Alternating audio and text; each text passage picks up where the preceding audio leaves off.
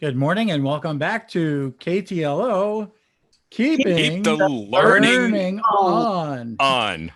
Look at us. Ain't we cool? Greg's Keep like, the learning on. Greg's like the guy in the audience when everybody's clapping in time. He's like, right. No worries. Well, if you've been following this, it's the beginning. Why?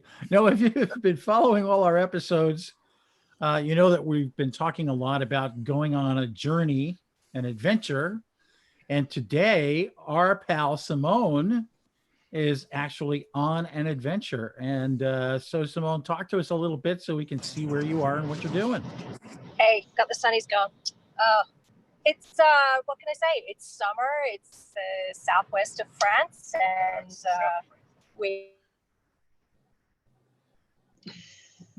We are frozen on video. oh, well. And we have good cell coverage in the south of France. There you go. But we must have pretty good cell coverage because it's been pretty consistent. But Simone will be showing us a little bit of her. Oh, there she is. There she is. She's back. Hey, We lost you. got me? Yeah, we lost you. We lost you.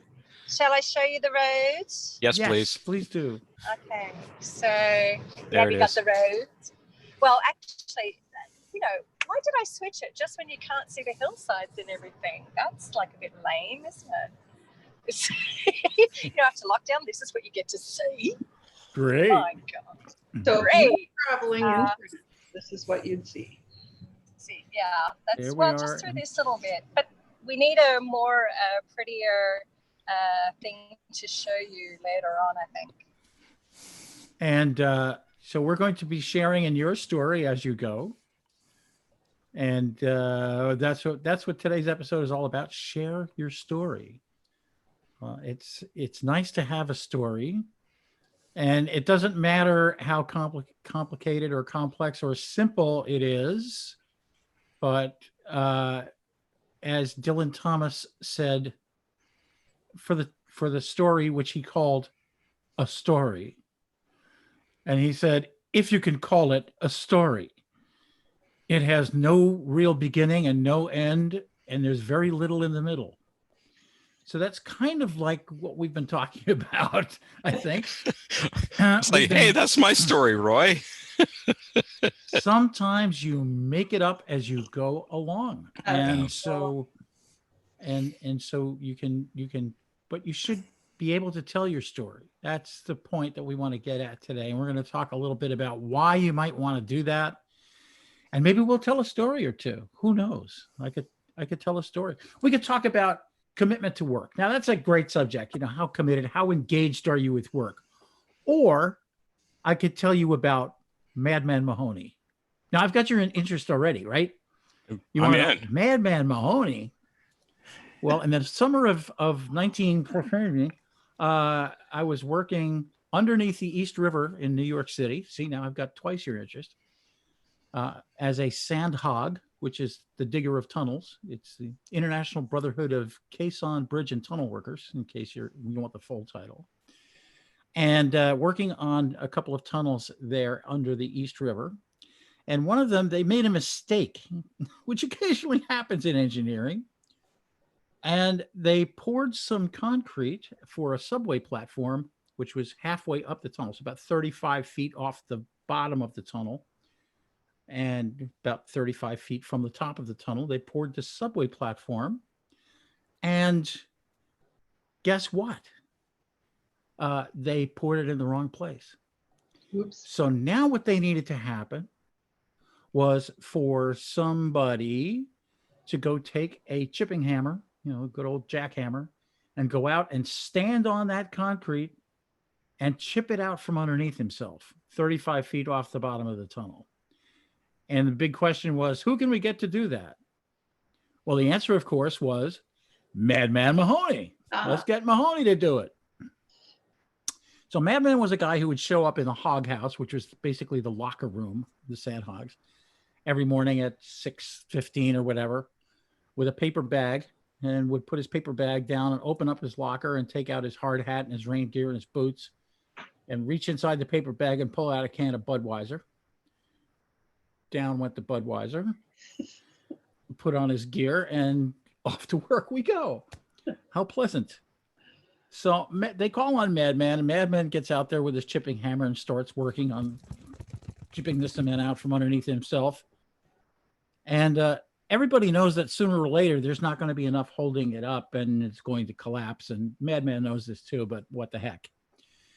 And so, of course, it did. And down goes the chipping hammer and Madman Mahoney and everything else into a pile of rubble at the bottom of the tunnel. And of course, everybody stops and looking at the pile of rubble. First thing that come out of the pile of rubble, the chipping hammer. Madman's lifting it up, and he pops out of the pile of rubble, and he yells, "Am I going to get paid for this?"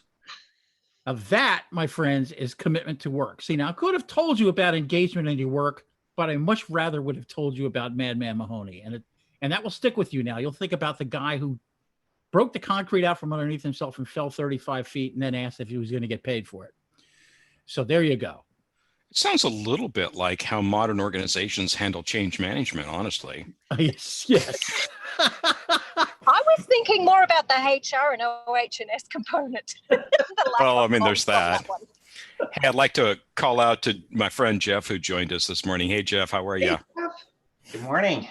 How are you doing, Hey, Greg? Jeff. Everyone? Good. Thanks for joining us. This is thanks for inviting me. This is episode 14 of the Keeping the Learning On, which we encourage everybody to go back and listen to earlier episodes, because we're moving along a journey, and today we're talking about, as you saw, Madman Mahomes and sharing of your story.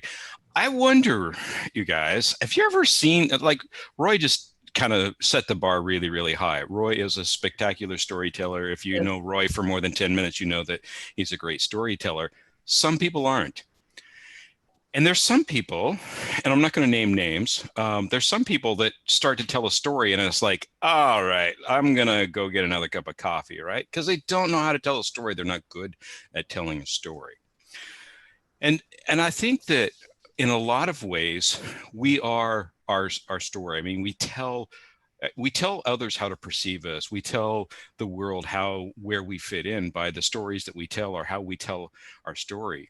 And so if we don't tell our story, if we're not good at telling our story, or if our story sends a message other than maybe what we would like to send, I think it can do a great deal of harm or non-good to us. Yeah, this is a really good quote. Telling stories is one of the most powerful means that leaders have to influence, teach, and inspire. And I really agree with that. That's actually from a Harvard Business Review article that I also read. And so let's talk about, how do you tell your story? What are the basics of telling a story? Sometimes it's nice to start with how not to tell a story. Okay. I've got one for you. Well, I was just thinking maybe I should start telling a story and see how I do, when right? we're talking about leaders who are inspiring, there is a story that I can share. I can't share who it is, but there was a merger and acquisition, and there was something lost in the translation, but the chairman of the board came and decided he would address this new acquisition and all the people in it. And so they had a town hall, and the story he told was about how you are all lemons on my lemon tree, and I am going to squeeze. He had a few people walk out the door and a number of people quit. And so something was lost in the translation because he was from a different country. And so when he tried to tell the story, he told it in such a way that made them sound like they have no value. So that's how not to tell a story. And as leaders, we have the opportunity to be compelling, create connection, build trust, set perspective. And I think it's really important to know what you're trying to convey first and reverse engineer from that. Well, it's interesting because I think a story has multiple layers, right? I mean, if you look at, let's say, we're all familiar with storytelling of movies. Modern movies tell a story, but on most on a well-done movie, there's the story, and then there's a meaning, and then there's the underlying concepts, which usually become philosophical or human nature kinds of challenges, or what is it that folks are dealing with. And so you see a story played out on multiple levels, and then you can move meaning from layer to layer, and try to help understand where you fit at. Do I agree with this? Is this true? Is this true for me? Is this instructive for me in something that I've been through, or something that I'm going to go through in the future? Well, Greg, there's something I wouldn't mind adding to that. I mean, by the way, which screen have you got, the road or me? You. We're seeing you. Oh, that's perfectly fine, because you don't want to see this traffic jam right now. With the sunnies, as you Aussies call them. Yeah. So, but you were talking about, all those great things that like a movie will help us tell a story. Something that's really critically important, though, because it's about setting the context and the mood as well. You've got the underlying music that plays with it. You've got the visual aspects of what you see in a room, or the little sounds that come along with a slamming door and things like that. Don't forget, there are the smaller things that we would do with our teams, how we've set the room, how we've set the environment. Those matter as well when we're telling the story. So you bring up something really interesting, and I don't want to go into great length, but my daughter went to film school, and her focus within film production was what they call production design, or PD, as they like to call it. And production design is everything you see on screen that an actor doesn't touch, because those are props. So production design are, if you ever, and I'm fascinated by this, but if you look at a movie or watch a movie, in the scene, there'll be garbage in the garbage can that helps move the story. There'll be a poster on the board with, little phone numbers torn off, with just the right number of them torn off. And production design, so in a movie, there is what they call the creative team, the writer, the director, the cinematographer, and they're responsible for what is the story and how are we telling it. And production design is considered part of the creative team. And the reason is you can't set a scene without understanding, what do we want people to feel? How do we want people to think? Where do we want to draw not just their attention on the screen, but their attention in the unfolding of the story? And everything you see and everything you hear helps to tell the story. And I think we're so familiar with that in popular media, movies, books, other media we consume. But in our own storytelling, we haven't perfected that. We haven't really gotten that good at it in a great many cases, right? It Right. certainly is the subtleties that go with it. I mean, that's definitely being able to pull together that storyline, like the recent project I've been on, to also include things like, for example, archive footage. And that's a really interesting thing, like pulling a story from the past that still has relevancy in what it's saying today. Or to what it is that you're trying to convey at that particular time. And never starting the sentence with, "Oh, when I was a boy," like my dad did. No, please don't tell that story. Please don't tell that story again. Yes, the again. But, I think that's definitely part of it, being able to draw on other experiences and ideas that they will have seen as well, to add flavor to what it is that you're trying to communicate. Yeah. Many times, go ahead. Sorry, when we're working with clients, there is so much you can do through storytelling to actually help shape a culture. Right. So you not just your own story, but the story of the organization is really, really important as well. And there is something about the importance of helping people be more open to change, more open to learning, and opening the door that storytelling can achieve. And you can't achieve it just by saying, here's our vision, follow it. There is this important amount of connecting the compelling reasons for why the business is doing what it is. It's also true in organizations that the stories of the culture are instructive to what's valued. So there'll in every organization that's been around for a few years, there's stories of the founders or the key folks. I worked for Hewlett Packard, and there's the infamous story of Bill Hewlett coming in on the weekend, and there's a padlock on the lab stock room where you go get electronics components and tools. And he goes after it with a pry bar and rips the thing off and puts a hand signed note. He said, never lock the tools to innovation. Nobody in the corporation knows whether that actually happened, but it communicates the vision of the founding fathers that we are about innovation, and we will stop at nothing to be innovative. We will not let bureaucracy or those other things that beset existing organizations to keep us from innovation and unlocking the tools that allow us to be successful.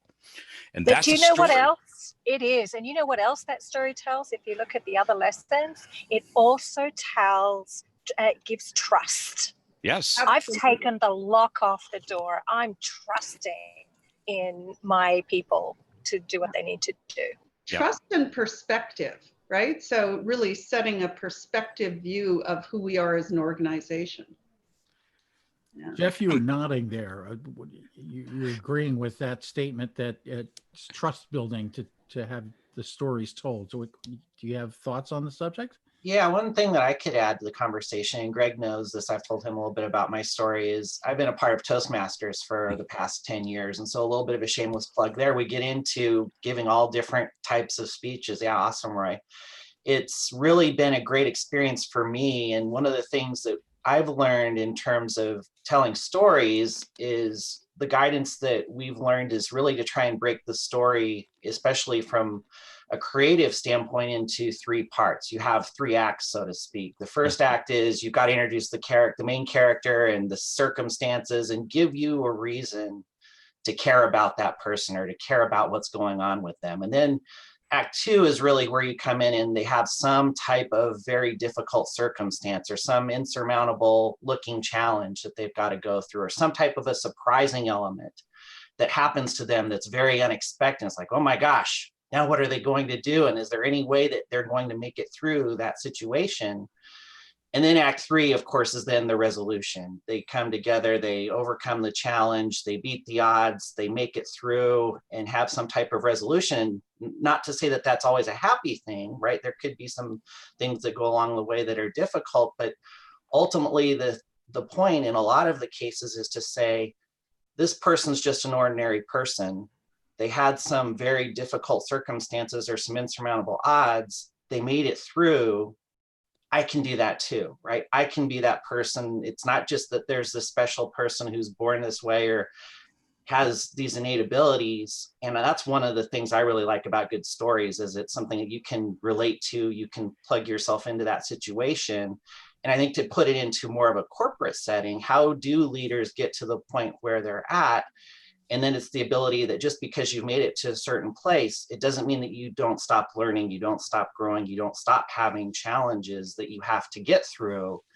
And then if you can realize that it's not just about you, but you've got to have the larger team, the larger community, bringing everybody together to achieve that larger purpose, then I think that storytelling can be really powerful in a corporate setting as well. You might say part of keeping the learning on. Might. Thanks, Jeff. Jeff, you, Jeff. did you like binge watch the previous episodes? Because so much of what you touched on are things that we've talked about. Gathering people in and it was interesting when you were describing the parts of a story, and I'm thinking, okay, we introduced the character of Madman Mahoney at the beginning. We told you a little bit about him. We got you interested in it. Then we had his conundrum, which was, chip this concrete out from underneath himself. The crisis is when the concrete collapses, and the resolution is when he holds up the chipping hammer. Now, did I think through that when I tell the story of Madman Mahoney? No, it's the story of Madman Mahoney, period. But yeah, great. And you can learn to do that. I learned how to tell stories from my dad. My dad, a lot of parents read books to their children. My dad did not do that, did it very rarely. My dad told stories. He would just come in and sit on the edge of the bed and would tell me a bedtime story.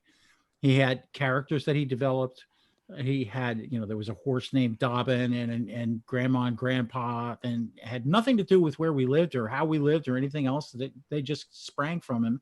And that's where I learned how to tell stories, was from him.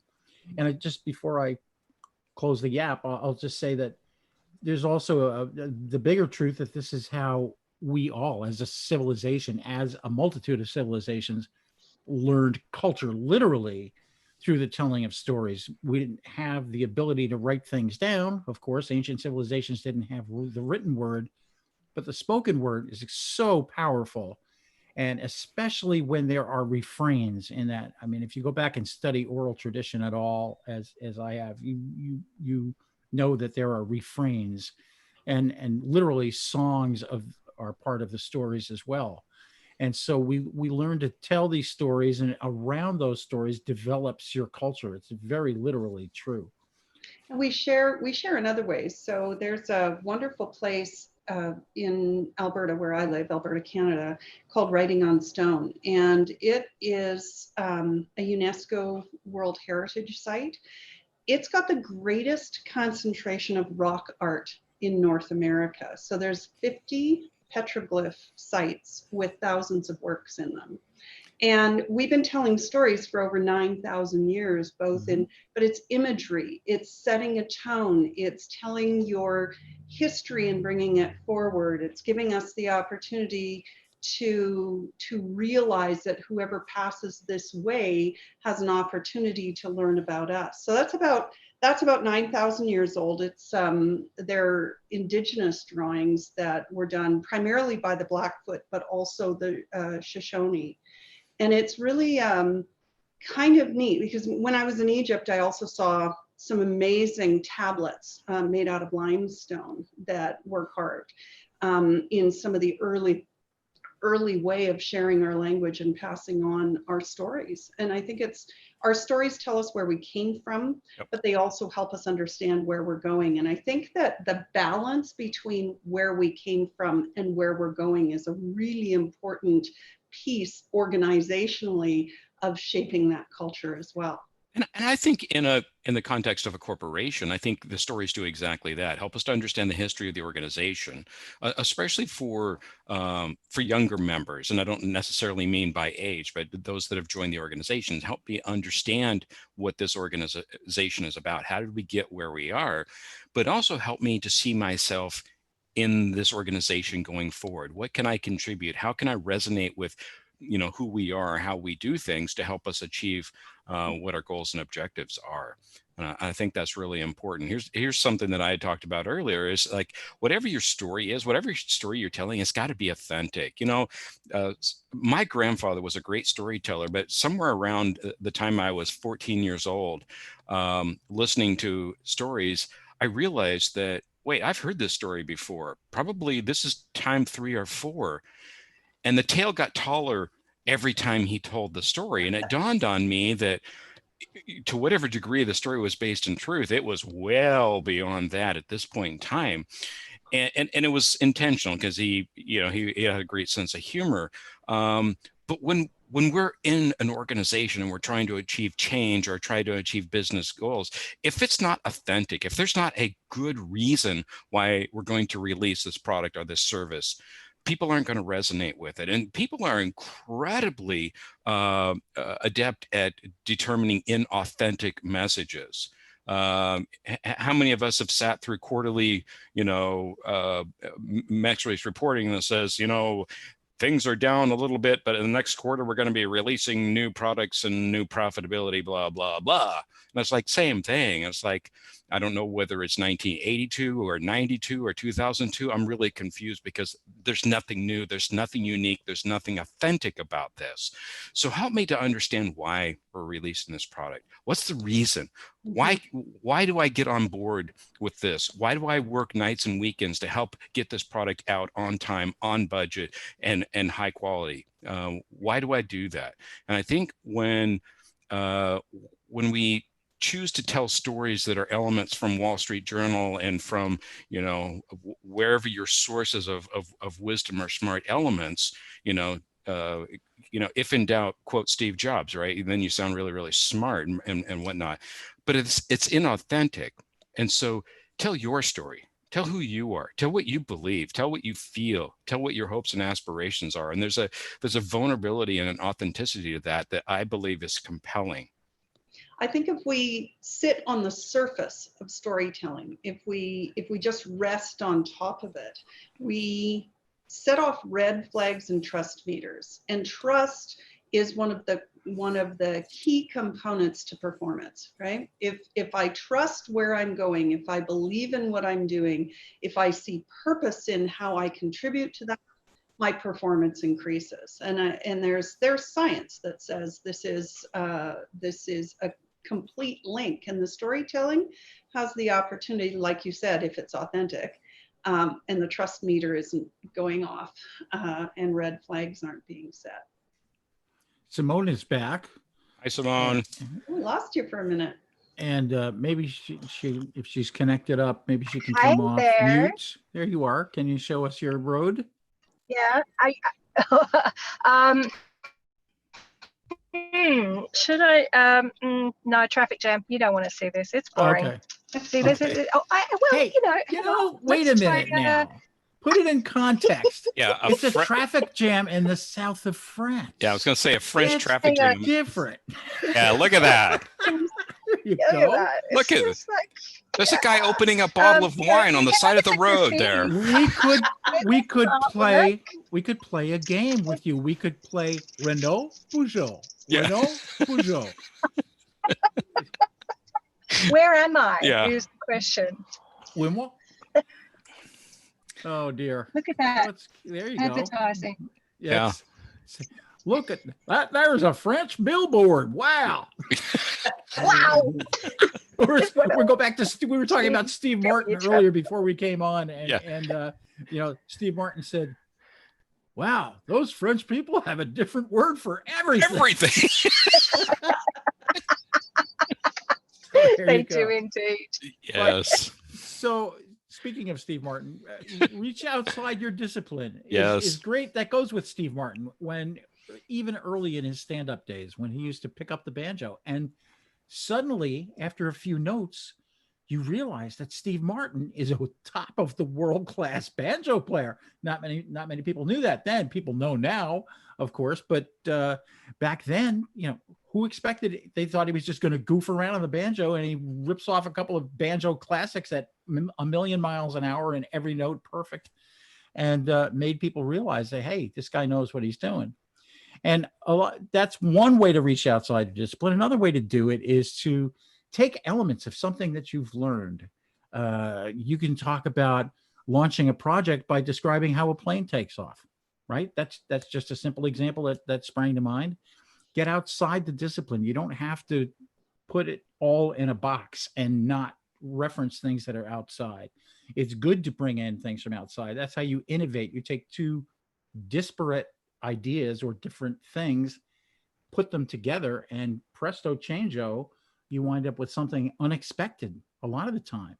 And it's being able to tell your story is learning when to bring elements in and how they fit together, and making sure that they do resonate with other people. There's a magic that happens when somebody tells you a story that makes sense to you, and it gets to you on a deeper level than just reciting facts. Now, many of you know that I do a lot of presentations that are wrapped around research and statistics, and what percentage of did that and and that's one thing. But the other thing is to make those metrics resonate. I do a presentation called Your Metrics Are Talking, but Are You Listening? And I try to talk about letting your metrics tell a story, right? So I'm glad that you went there, Roy, because I was going to jump on your thing there a little bit. It's like, yes, you do make presentations that are very derived from data, but what I've seen you do, Roy, and I've seen this, maybe a dozen times, is you help me to see what the story in my data is, or help me to see it multidimensionally. Like, what is this telling you? It's the whole, data, information, knowledge, wisdom. And it's like, if we operate down in the metrics level, it's like, yeah, okay, so that's true. But what does it mean? And what do we do about what it means? I like the storytelling element, and and it's completely stolen on my part, but tell the story in 3 acts of what, so what, now what. So help me to understand what is the thing that you're talking about, and tell me why it's important, and then help me to understand what it is that I should do about whatever that thing is. And I think it's almost so I've been working on this whole idea is like, if you just happen to get on an elevator, which is a odd likelihood in the last 2 months, since this has been my existence for the last 2 months. But if you happen to hop onto an elevator with somebody that you really respect in the industry or in the world, and they said, "Hey, what are you about?" And up to this point, the way I answer that question usually starts with some kind of a laugh that says, "Wow, it's really complicated. It's very difficult to explain to you what I'm about." And most people accept that. Okay, that's good. Well, good to meet you. Off we go, right? So I missed an opportunity to tell what I'm really about, which is I'm very passionate about what I do. There's a lot of depth and a lot of history and a lot of people that I've helped over the years that would say, no, it's not that complicated. In fact, you make things that are very complicated relatively easy for me to understand. So that's your story. I was like, oh, interesting. So the ability to tell a story succinctly and to connect it with people. In a story, you can tell a story in 3 or 4 seconds, a very powerful, compelling story if you're connecting with the right things. I think in teaching and learning, when we do either facilitation or helping to bring a concept across, really what both of you have said is about relevance, right? How do you make it relevant to your audience? Mm-hmm. How do you make their experience be able to connect emotionally with the story so that that data has meaning? It's about bringing a meaningful relevance to what you're sharing. So, Patty, I'm going to put you on the spot. You're no stranger to the boardroom when you're leading organizational change or helping organizations to change. Is how do you get them to see their story in a different light, or see themselves as part of a different story than the one that they're entrenched in? How do you open their eyes? One of the most important things is for them to hear their own stories, right? Oh, interesting. So to be able to have the opportunity to tell how we got there. So when we do a current state, we really wrap around that current state, how exactly we got here and why it's a challenge. And we do that in multiple levels, because often the boardroom itself does not have an opportunity to hear those stories. So when we're putting a transformation team together, we say, hey, we need people from different areas of the organization, not just your top 80 leaders or whatever it is. We will say we need to bring in some stories, and I help them craft that with their communications person, and we pull it together and put a presentation together about current state.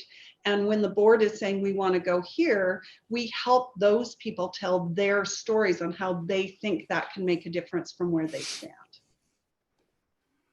And so a lot of it is connecting the dots, Patty, is what you're saying, right? Yes. It's connecting the dots, which brings us to something that Simone said this is how this works, folks. I'll just give you a quick backstory. We meet earlier in the week for a little while, and we talk about what's next on our series of steps on our journey. And we talk about some things that interest us or intrigue us about that particular topic. So this is one of the things that Simone had to say during that conversation. And we see that you're back moving out of the traffic jam now, Simone. You want to chime in here about connecting the dots and pulling things together? Oh, yeah. Although it's a bit hard to read what's on the slide there, Roy. Do you want to read it out for me? Sure. How you connect the dots, how you pull things together. Just because someone else has said it, don't shut your voice down. You need to know how you've understood it. And then you also said what is uniquely me cannot be done by someone else, which I think is one of the key points that we talked about earlier. Yeah, it is. I think, we do see things in a very different way, as Patty was talking about, what was the story of how whether it's the organization got there or you as the individual. We've all known when we've changed jobs as well, or we've got a new manager coming in. It's like, new kingdom building coming up, They're going to shift and change everything to the way they want it. And this is the interesting thing, is that, well, how did we connect to even getting into that organization? What was it that led us there in the first place? What was it that we saw that made us want to be a part of that organization's story? Or even when we join a team, it's the same thing, or we take on a particular role, not even just for the organization. Maybe it's the role itself that was really interesting and exciting, or a next step as part of our journey to get where we want to go.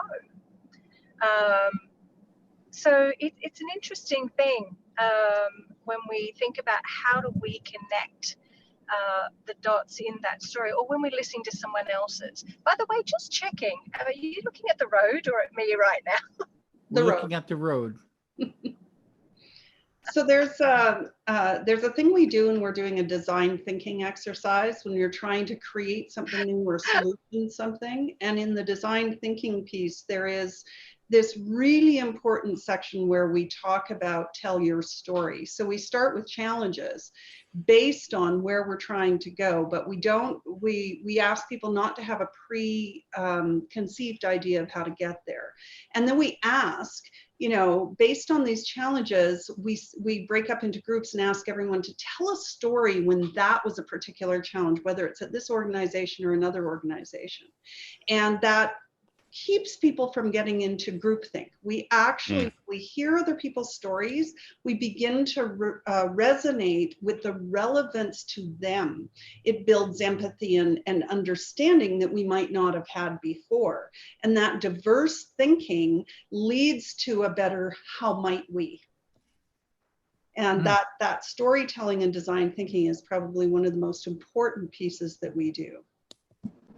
And of course, one of the things, I think from my perspective, when I hear other people's stories, and you know, we not only have the empathy for it, but you know, we may have gone through the same type of thing, but in a different way. And that's very much what I was talking about in connecting the dots, that because somebody has said the same thing or has the same type of story doesn't mean that we shouldn't participate in that conversation, that we shouldn't participate in adding the nuances, those things that were a unique perspective that we can bring to that same conversation.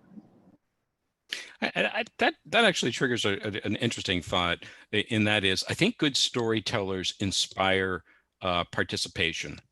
It's so easy when you're listening to really good speakers or people who are good storytellers to respond by saying, well, you know, that's it, we're done here, or I can't add anything, or my stories will never be that compelling, or whatever. And I think good storytellers, good leaders, good people who are engaged with other human beings recognize that people are shutting down and tuning out. And Patty, I think that, you know, I'm fascinated by the exercise. Maybe you and I can have a chat offline about that, but the exercise of encouraging leadership to tell their stories or to view it in terms of a story, because I think there's something disarming in that. You know, we all can pull facts and figures into a presentation and say, this is our strategy, but a story is innately personal. It's me, it's my experience and background and my passions. I think it gets closer to authenticity, or it demands more authenticity of us if we tell a story. It also creates a connection with me. You know, we land in this building, there's 400 of us. We all go up the elevator, we march to our little desk, we do our own thing. When we hear another person's story, they become a companion in our work journey. We begin to relate to them. The emotion it draws from us gives us the opportunity to say, hey, you know what? I've been through that too. And all of a sudden some camaraderie begins to occur. And it does, it changes the dynamic. Or what happens is somebody says suddenly, I never knew that about you. Yeah. I didn't know that was, you know, which is eye-opening and enlightening and creates a human connection at the same time. I was in a conversation last night with someone who was on a call, and it was a global call. There were people from all over the world. Every continent was participating, and they were all going through telling something about themselves that no one else would know. And my friend was very nervous about that. She doesn't like to talk about herself. And the only thing she could come up with was the biggest thing in her life.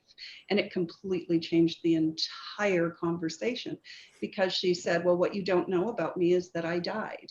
And I was in a terrible accident and I died for a while and I came back. And it has shaped the reason why I'm here. And that turned into a purposeful conversation that allowed the opportunity to talk about why they were actually on this mission together. And it was a really neat to hear her tell how nervous she was to say it, but how it unified the team. Oh, that was, and that was deeply personal and authentic. Yeah. And here I am touched by proxy from that story. So thank her for that. But I think there's a lesson to be learned in that. A little bit of vulnerability, a little bit of authenticity, I think goes a long ways. Obviously, there's some environments where telling personal stories or telling an authentic story may just expose your vulnerability to political or adversarial opponents in negative ways. That's a risk you run to be an authentic leader. It is a risk you run, but also there is an art to how you frame it. Yes. Because you can open the door to attack, or you can set yourself up as the hero in the story in a way of speaking, right? Yeah, there's an art of storytelling, and I feel like we haven't fully covered it because we haven't gotten to the practical aspects of it. So how do you tell your story? Hey, Patty, I'm not doing this to you, but what is your 90-second elevator speech? Who are you? What's your story? How did you get in life to this moment that you're right here now on this call with us, making this broadcast? I mean, there's a lot of applications. So I guess in a way, my call to action to any listeners live or on the recordings is write your story down. Try to understand what your story is and try to understand it in as succinct terms as possible. So telling me, the list of dates that you went to work for or got promoted or other things, it's like, well, that's a good way to start. That might tell you the road that you went down. But as Simone is proving, the journey ahead has traffic jams and scenery and roadside signs and all kinds of stuff. And the flavor of the story is what happened on the way here. Right. So I worked in corporate life. Okay. Nobody really cares all that much. What did you learn while you were there? And how has that made you? How has that shaped you as a human? Exactly. Yeah. And why might I care about that, Greg? And it's like, it's a different way of telling stories. I mean, some people love to tell stories where it's like, and then there was the time that I saved the company $6 million. That was the time that I realized that I was awesome, and everybody thinks that I'm awesome, including you, Patty. Think that I'm awesome because this story is all about me. And what's the message, right? No, I think you're sometimes awesome, Greg. Yeah. Thank you. Somebody needs to think so. But I pay Greg to be awesome twice a week, whether he needs to be or not. It's as simple as that. So I think that a really important piece of the message I'd like to leave is that there is this idea we all walk around in the universe with, and that we're not very extraordinary, that we lead these mundane lives because we all do the same thing. We have to cook our meals, we have to, and that there is some idea that if I tell my story, I need to be extraordinary. And I think the importance is not to diminish your story because it is the small, unique experiences that shape you that actually make you extraordinary. I fully agree with that. Speaking of extraordinary, Simone, you're back. We're back on the road with Simone.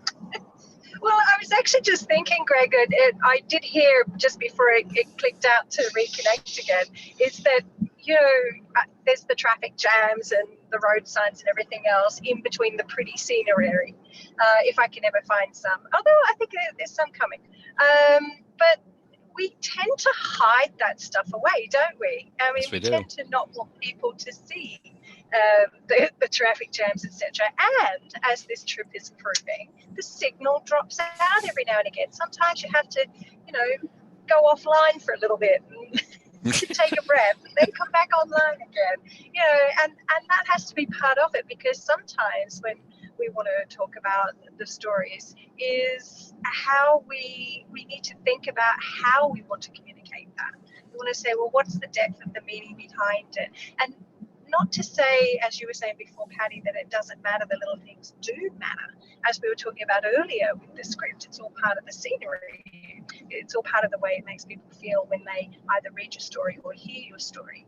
And there's a number of different ways we can communicate it, because that might be, I know there are times when I've come into an organisation, and the first thing that I've usually done is ask them to give me what were the three great things that are going on for them right now, and what are the three crappy things going on for them right now. And it's a really practical thing to do. And then it's really interesting, not just for the individual and for the individual to know that you've heard their story, but when you come back into the group meeting, it's amazing how you can weave together the things that people that have said that are very similar, very much the same, and the things that are uniquely different. And then to bring that back into the group and say, guess what? We've got an amazing book being written right now. And actually they will recognize themselves as you're telling the story. Absolutely. And I think that's really a cool thing to do. And so we're getting close to time here.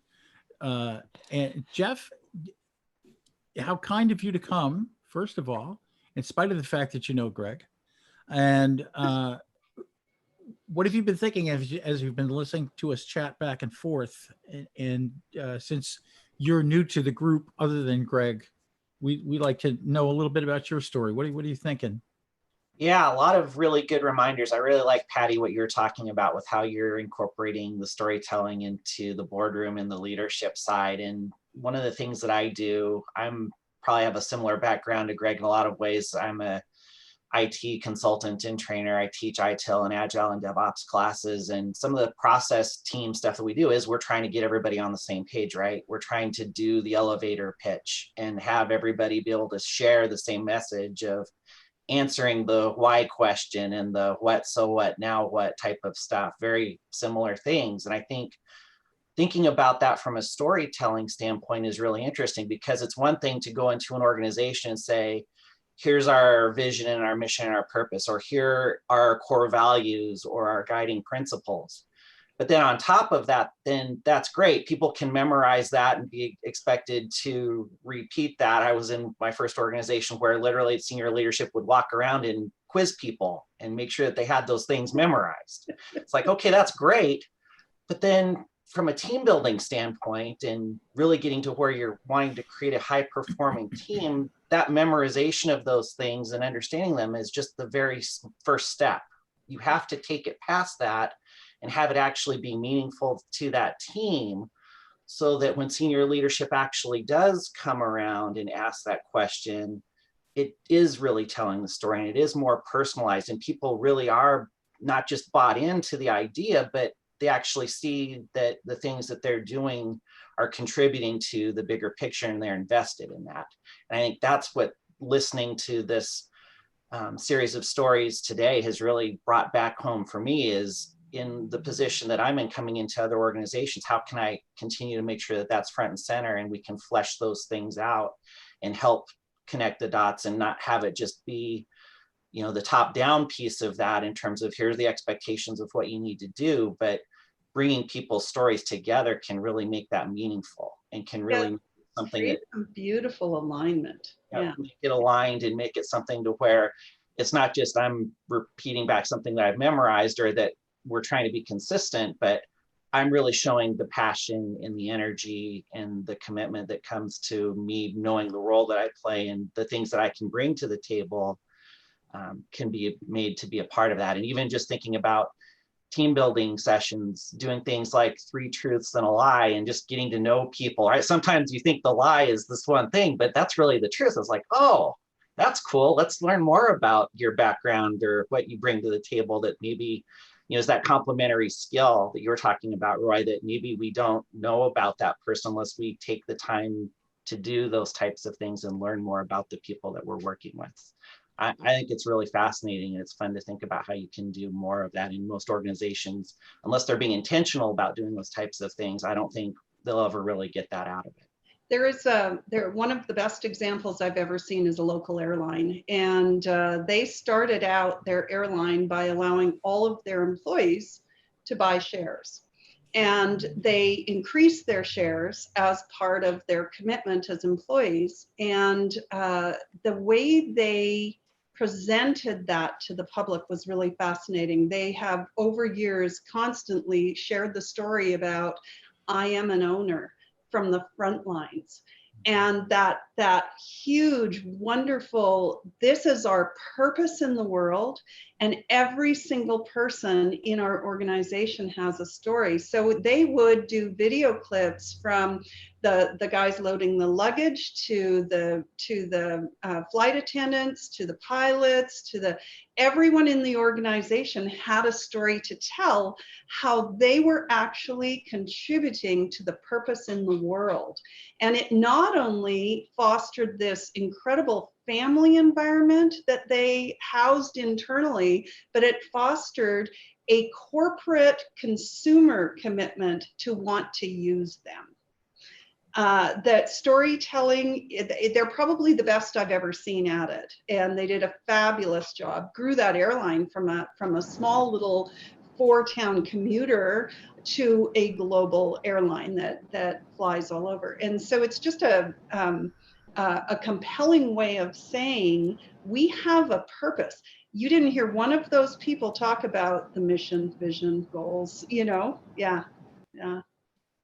I love I would that. love, Patty, to actually hear the story of a suitcase. I was just visualizing you talking about like from check-in to baggage. How cool would it be? Would just to be like a documentary short or a story narrated story. A narrated story at every touch point. Yeah. Exactly. Here's what I think we do. I think we put me inside of a suitcase with a video camera and ship me to Hawaii, right? What do you think? I'll tell the story. Hawaii's too good for you, Jim. It's too good. It's just too good for you. Depends on who we ship you with. I think and that it would. depends on who has to drag the bag. I think. Ouch. Wow. Let's get that quote out on the website. Greg Let's do Sanker, that. drag the bag. I was going to respond to Jeff by saying, sorry, Roy, I wanted to get this in. But one of the things when I conduct workshops, and it most frequently is around the topics of change management, where somebody brings me in and says, can you help us with our change management? The presumption is we're struggling with that area, right? And so when I first started doing that, I came in and just said, hey, basically, here's a reason why you might want to improve your change management. Like, tell a good story, right? And what I found was that the response to that frequently was, so what you're saying is that we're doing everything wrong and you're the smart guy. I was like, no, that's not what I'm saying at all. And so what I started doing was listening to their story. Tell me your story. What is your experience with change management? What are your frustrations? What are your pain points? And they tell me that we're struggling with this, and I'm so tired of that, and these people never communicate, and all of a sudden now I'm being a group therapist, which I'm not qualified whatsoever, but letting them tell their story and letting them see themselves in the context, and then we say, so how can we fix some of those things? And I've even gotten to the point where I'll write those things down, like, hey, you find that really frustrating, so whatever we do, let's make sure we get back to that. And so allowing people to see themselves in the story, I think, is really important. The most important question we can ask when we're looking for a solution is, how might we? And in order to get to the answer or answers that will bubble up into a thing, in order to get to the answers of that, you need insights. And the only way you can gain insights for how to answer the how might we question is by hearing the stories. Yeah. And if we don't listen to the stories at all levels, we can't get to a proper how might we. We begin operating top down again. Yep. So as we thank Simone for chiming in from the road in the south of France, headed for Marseille. By the way, that's Nîmes city in the distance. Ah, Nîmes. That's Yeah, that's Nîmes. We're nearly at cool. Nîmes. It is Roman. very Roman. Very Roman. For those of you that It's don't know nice your to history, meme. So you're Roman. You're That's roaming me. around France, is what we're saying. So, oh dear, so All right. me, Smalls. I'm going to put myself in a suitcase and get shipped to France. That's what I'm going to do. there we go. When were we leaving France again? Yeah. As soon as he arrived. Get out while you can. Yeah. So I'm going to wind up with another story, and I'm going to go back to something that Patty mentioned, and I wasn't expecting it. This is just you touched on something that has always drawn my interest, Patty. You talked about the petroglyphs, the ancient petroglyphs, and how old they are. And I will go back to something that has always stuck with me. I had a very interesting teacher of history in college. His name is Bohdan Kudaba. And Bohdan Kudaba was a very eminent guy from Czechoslovakia, so-called Czechoslovakia then, Czech Republic now, and was part of the peace conference after World War II. He's a pretty eminent guy, and then came to the United States and became a professor of history. And he had a very interesting teaching style. He had a very flat voice, kind of monotone, with a very thick Czech accent. And of course, those of you who know how I tell stories, I become the person telling the story when I tell the story. So I will be Bohdan Kudaba when I tell you this. But he would also do something else. He would randomly drop students' names into what he was saying. And this story, part of the reason it stuck with me is because I was the goat. Okay. And he was talking about, he says, when you have an archaeologist making a dig on the site and they find perhaps a tool, you do not know whether this tool was a tool used by a human or by an animal, because animals, as we have learned, use tools. Unless something happens, Mr. Atkinson, as you know, civilization became homogenized over a period of time. You know what homogenized means, Mr. Atkinson? It means like the milk container in the morning. You look at it and you say, all the ingredients causing cancer have been carefully included. But you look at this tool and you say, is this human or animal? Now, if it has on it a decoration, you know beyond a doubt that it is a human tool, because being human, we create. And so part of what you need to get to in yourself to be a storyteller is just let yourself create, allow yourself to do that, and realize some of the things that you've gone through and put them together, as I mentioned earlier, in maybe innovative ways. And don't be afraid to embellish the story, although I usually try not to. I try to tell it as much as accurately as possible, but don't be afraid to tell the tall tales, or realize that the tale you're telling is a tall tale to begin with. You know, maybe you don't have to be extraordinary. Maybe that thing that happened to you is extraordinary and you just don't realize it because it happened to you. So share your story is the key message for today. And we went through all of the reasons. We thank you for joining us. And thanks to our friend Jeff, who popped in today on the live meeting. And thanks to Simone from the road in the south of France. And From the road. And we will see you again next time on KTLO, keeping the Keep the learning on. On. You need to call